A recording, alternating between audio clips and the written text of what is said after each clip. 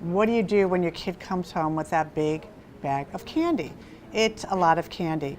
And sometimes with smaller children, it helps to have some parameters. So perhaps the parents might bring it up and say, you know, the night you get all the candy, we're gonna let you pick out your 3 favorites. Well, I think there isn't one strategy for every family.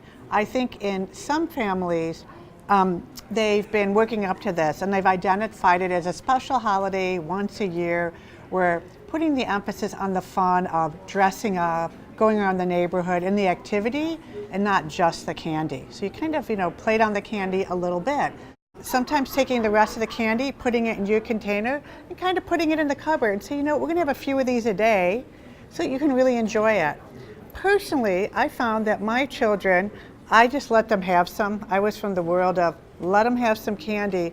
And by the 3rd day, they kind of stopped eating it because they kind of realized that you can only eat so much sugar and it doesn't feel that good. It wasn't special anymore.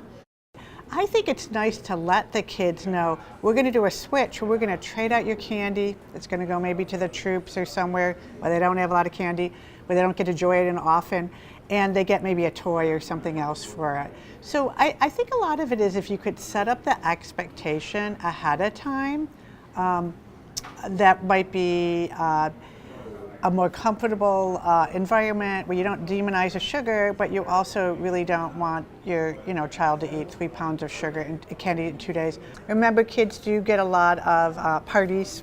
So if you have a party, maybe not focus so much on the candy, but make a lot of fun foods that look like Halloween. So that might be another way to get away from all the sugary sweets and actually incorporate some real food, into the festivities. So I think if you can frame it that it's a special holiday and give them some limits and parameters, then they sort of know what the expectations are for how much candy would be okay.